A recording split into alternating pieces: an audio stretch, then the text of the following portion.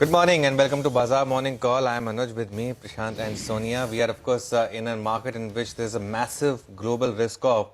And for last 2 or 3 days, even our markets are participating in that. So that decoupling has turned into recoupling. And if you look at what's happening to the US market, fresh 52-week low for the Dow Jones, the Nasdaq very close to that. The dollar index, that's where the maximum cues are coming from. It's almost 114. And there was quite a bit of collapse in the bond market, especially in the UK, which was something which looked quite eerie. But the only solace is that because of this, Brent crude is down to almost $85. So that's helpful for India's macro, though there's global risk off. So let's see how that one pans out. And the big question is, will we survive the 200-day moving average? It's at 17,300 points away. For starters, the SGX Nifty is indicating that we'll start towards that, around 150 points down, and then we'll take it from there. Guys, good morning. Hi, morning Anuj, morning, Prashant. Guys. It's that kind of situation, right? A large tide sinking all boats kind of a scenario. Even for our own markets, I mean, we've been resilient so far, no two ways about that. But this week looks a bit tough. As we start off the week, most global markets have seen severe cuts on Friday. In fact, the Dow, as Anuj was pointing out, not just a 2022 low, but for the week, the Dow was down about 4% odd. Brent crude is now at an 8-month low. It's good for our own markets, but it just signifies that as we perhaps head into a global recession, demand concerns are paramount now, and that's what's hitting most asset classes. The RBI policy comes out this week on the 30th. So that's on Friday, and there is an expectation of a 50 basis points rate hike. Of course, what the governor says is more important than what he does, because inflation targeting is something that is a theme world over. There's also a large sell figure that we got from FIIs, about 2,900 crores, and in just 3 days, it's almost 6,000 crores of money that has been taken out of the Indian markets. So let's see. Just purely for today, Anuj, there is that dip that we can see, right? I mean, that's what the SGX is suggesting as well. A sharp cut, it's 160 points down now. Do you think this buy on dips theory could work, or will the market participants wait for the big event, which is the RBI policy, to get out of the way? Sonia, it depends on what kind of dip you get. But the point I made when the September series started, that September and October are anecdotally very tough periods, and it's graveyard for option writers. So I think that still remains the case. Historically, I'll tell you one thing. This is the period in which the market normally makes some kind of a durable bottom. I mean, if the market, say, goes to 16,500, 16,600, maybe that would be a good sort of entry opportunity if you missed out on the bigger rally. For the smaller time frame, of course, you still have to see how things move, because the Indian market has been outperforming despite this fall, and the fall, while looks ugly, you would still say it's nothing compared to what's happening in the US, nothing compared to what's happening in some of the other parts of Europe, for example. So the US is at 52-week low. We're hardly 7% off all-time highs. So I think that's okay. This monthly options expiry this week, futures and options expiry actually, and there's the RBI policy on Friday. So there are a lot of events lined up. I think the asset class to track for me is dollar rupee, because that is the one that gives you, when did our outperformance break? On the day the dollar rupee finally breached 80. I think, and that's why it's important to track the money market.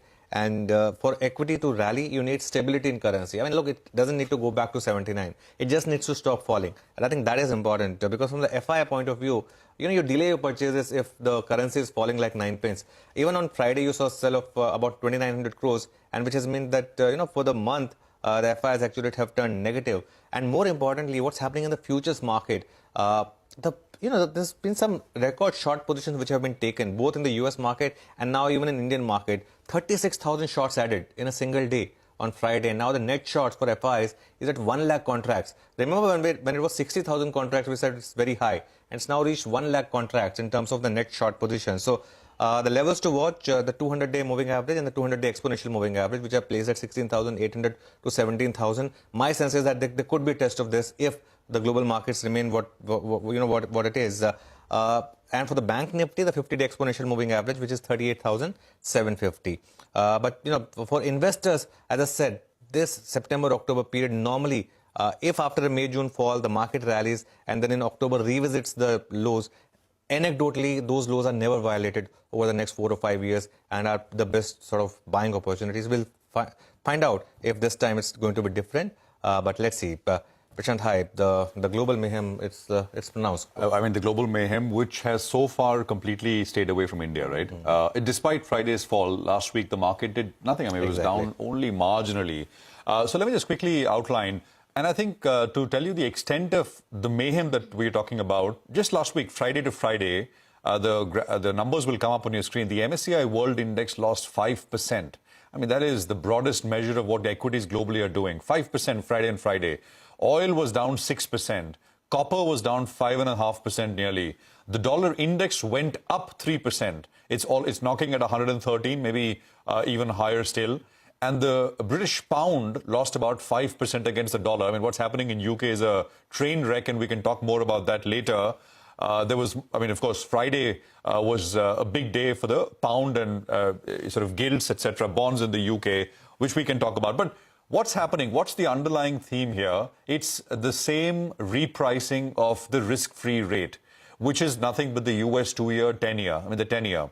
And that is getting repriced higher as the Fed is, yanking rates and promising to yank rates higher till it achieves its goal of bringing inflation durably lower. So the risk-free rate is moving up. And as a result of that, I mean, risk is no longer, so as to speak, free. I mean, I'm talking about risk elsewhere. Global recession risks are also increasingly likely. There is a tightening of financial conditions. I mean, equity markets themselves coming off is tightening. And of course, when they rally and there's a bit of loosening, central banks see that way as well. All of this means that the dollar continues to be in a position where it will be sort of stronger still, even after the rally that we've seen this year. And this year so far has been one of the strongest years for the dollar. The dollar index, or you can look at the Asia dollar index, etc. So that is causing a lot of damage across emerging markets, even developed market currencies, the euro, the pound. They've got problems of their own, but they're causing problems nevertheless. And for emerging markets specifically, you want the dollar lower, not higher. I've said that repeatedly. And I think you've got the question, which is the same. Will the outperformance, and I think we've been putting this day on day, can the outperformance really continue? We're talking about, of course, a short, medium term. But I think it's important to ask, can global macros finally stop the Indian equity juggernaut? At least slow it down a little bit. We'll see. Friday we saw a glimpse. Maybe I think we have a little bit of catch up to do maybe in the short term on the way down. Just one last table will come up. We've been getting active emerging market equity funds have been seeing outflows. India gets most of its foreign inflows through emerging market funds. There are two kinds, active and ETFs. Actives in any case have been seeing outflows. Last week we got EPFR data which shows that outflows are happening in ETF funds as well.